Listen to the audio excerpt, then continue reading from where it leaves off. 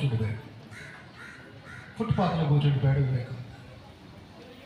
డబ్బు ఒక్క పైసా కూడా పాకెట్లో లేదు, ఆకలి, చలి, స్నానం చేయలేదు 3 రోజుల నుంచి, ఎక్కడ ఉండాలో తెలియదు, దాంతోపాటు తిరస్కారాలు, అవమానాలు.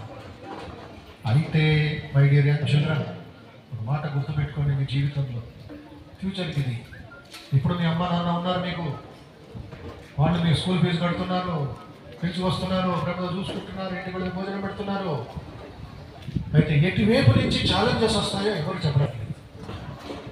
సవాళ్ళు, శారీరకంగా ఆరోగ్యం చెడిపోవచ్చు, ఫ్యామిలీ ప్రాబ్లమ్స్ ఉండొచ్చు, వాతావరణం చెడిపోవచ్చు, ప్రకృతి ఇదంతే. అయితే వివేకానందుల వారి సవాళ్ళకి ఆయన 3 బలాలు ఉంటాయి, బలం, 3 విశ్వాసాలు ఉంటుంది. దానివల్ల ఆయన నిలిచాడు. మొట్టమొదటిది అపారమైన గురుభక్తి. వివేకానందుల వారికి ఉండింది అపారమైన గురుభక్తి, అచంచల గురుభక్తి.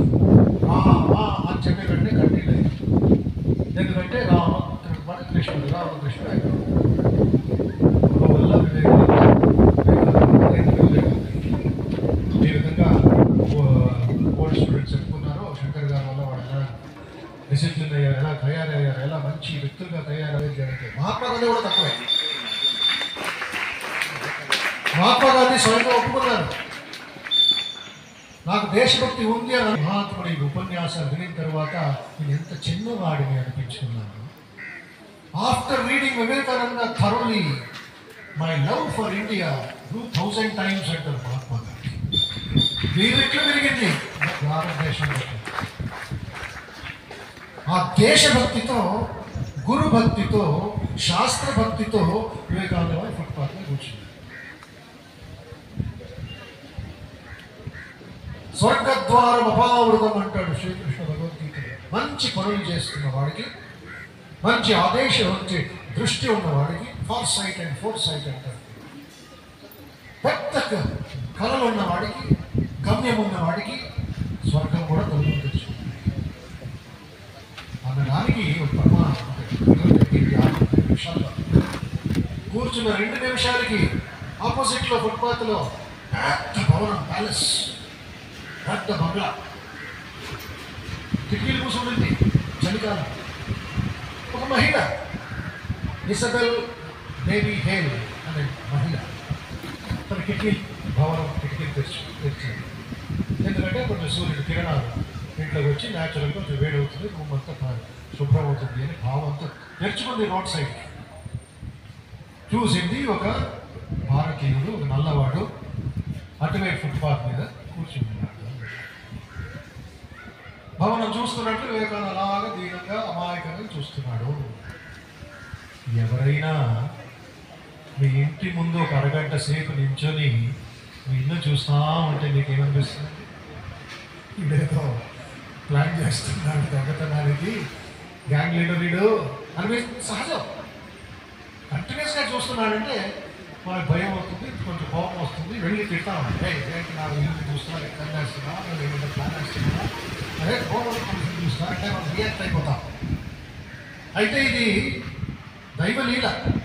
ఆయన చూసి ఆకర్షణగా ఉన్నాడు, అందంగా ఉన్నాడు, బట్ నీరసంగా ఉన్నాడు, ఆకలి, దీనంగా ఉన్నాడు, భయమయంగా ఉన్నాడు. తన మనస్సులో ఏమైందో తెలియదు, తన హృదయంలో ఏం స్పందించిందో తెలియదు. ఇందాక రమేష్ గారు చెప్పారు, వివేకానంద ఎవరో ప్రశ్నించారు. ఎందుకంటే విశ్వవిఖ్యాత అయిపోయాడు, హోల్ వరల్డ్ సెలబ్రిటీ అయిపోయాడు. అన్ని పేపర్లలో అతని ఫోటోలు, ఫ్రాన్స్లో ఫోటోలు, స్విట్జర్లాండ్లో ఫోటోలు, ఇండియాలో ఫోటోలు, హోల్ అమెరికా వీధిలో వివేకానంద ఫోటోలు. ఏం ఆశ్చర్యం, ఏం ఆశ్చర్యం! ఎలాగే సాధ్యమైంది? గమనించండి my dear boys and girls. Vivekananda ఎవరు ప్రశ్నించారు, Swami what is that magic that you use in Chicago? ఏం మ్యాజిక్ చేశారు? ఏమి ఆకర్షణ, ఏమిటి మంత్రతంత్రాలు ఉపయోగించారు?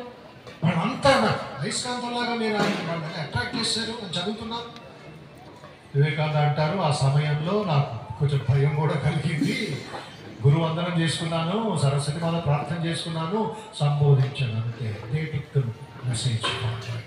నేను ఒక యంత్రం మాత్రమే, మైక్ లాగా. Mike only conveyor belt. నేను అలాగే నేను మైక్ లాగా వాళ్ళు చెప్పి నేను చెప్పించానన్నారు. అయినప్పటికీ ఒక రహస్యం చెప్పాను, అది మీరు అందరూ గమనించాలి, పాటించాలి. తల్లిదండ్రులు సహకరించిన వాళ్ళకి ప్రోత్సాహించాలి. గత 14 సంవత్సరాల నుండి వివేకానంద మాటలు ఒరిజినల్. గత 14 సంవత్సరాల నుండి 14 years నుండి నా మనస్సులో, నా ఆలోచనలో, నిద్రలో కూడా ఒక చెడు ఆలోచన, ఒక కామంతో సంబంధించిన ఆలోచన, ఒక మోహంతో అశ్లీలమైన ఆలోచనలు నా మనస్సులో రాకుండా నన్ను నేను రక్షించుకున్నాను. ఆ శక్తి చిగలో మాట్లాడండి. ఇంగ్లీష్ పదాలు కాదు, శక్తి శక్తి శక్తి. మీరందరూ ఈ కాలంలో, మల్టీ మీడియా కాలంలో, సినిమా కాలంలో, ప్రతి అబ్బాయి చేతిలో ఒక మొబైల్తో ఎలాంటి పిక్చర్లు, ఎలాంటి శబ్దాలు, ఎలాంటి ఒక భావాలు మనసులోకి వెళ్ళిపోతున్నాయి. ఏమవుతుంది? పిల్లలకి క్రిమినల్స్గా తయారవుతున్నారు. అయితే వివేకానంద వయస్సు నుండి అమెరికా వెళ్ళే వరకు 14 సంవత్సరాలు మనస్సులో కవచం వేసుకున్నారు. No bad thought. అప్పుడు మన స్కూల్లో విగ్రహావిష్కరణ చేయాలని తలంపుతో ఉన్నాను. అది నా కళ నెరవేరింది. ఎక్కడి కార్యక్రమంలో వారి సందేశాన్ని, ఆశీస్సులను అందించారు. వారికి మనమంతా రుణపడి ఉన్నాము. వారి మాటలను మనసులో ప్రజలపరచుకోండి, మీరు గుర్తు చేసుకోండి. ఇవన్నీ చెప్పారు కదా, strength in life, weakness in death. కాబట్టి మనం మన యొక్క శక్తిని మర్చిపోవద్దు. మనమంతా కూడా ఉన్నతమైనటువంటి వ్యక్తులు తీర్చిదిద్దబడాలని చెప్పి చక్కటి సందేశం ఇచ్చారు. వివేకానంద యొక్క జీవితంలోని ఆయన ఎలా కష్టపడ్డాడు ఆయన ప్రపంచానికే సందేశం ఇచ్చాడు. ప్రపంచమంతా ఆయన పాదాల వద్ద మోకరింది. మామూలు విషయం కాదు. అందుకని స్వామీజీ మా ఆలయంలో ఉంటే అద్భుతమైనటువంటి మార్పు మన దగ్గర రావాలి. అదే నేను ఆలోచించింది, అదే నేను చూపించింది. తప్పకుండా రావాలని చెప్పి ఆశీస్సులు స్వామీజీ అందించారు. మాకు అలాగే ఇప్పటికీ ఉన్నారు స్వామీజీ.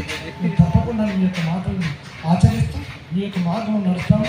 మా పిల్లల్ని ఆ విధంగా తీర్చిదిద్దే ప్రయత్నం చేస్తాం. రామకృష్ణ శరణం, రామకృష్ణ శరణం, శరణం రామకృష్ణ శరణం.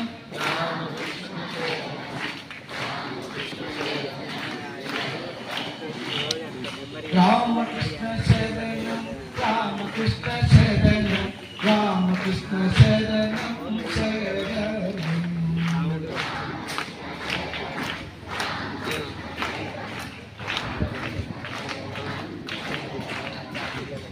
రామకృష్ణ శరణం, రామకృష్ణ శరణం, రామకృష్ణ శరణం, శరణం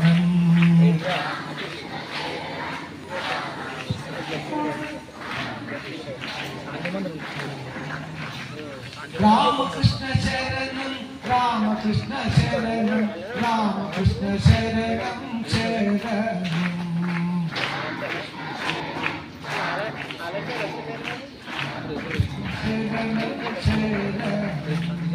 कृपा ही केवलम, कृपा ही केवलम, कृपा ही केवलम शरणम.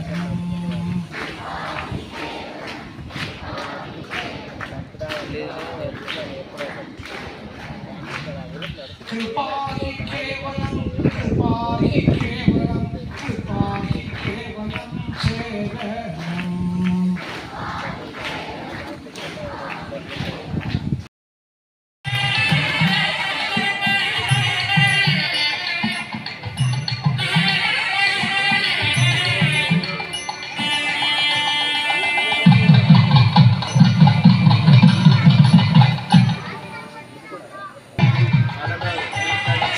మురళి గారు ఆత్మీయ వారిని వేదికలకు ఆశిస్తున్నాను.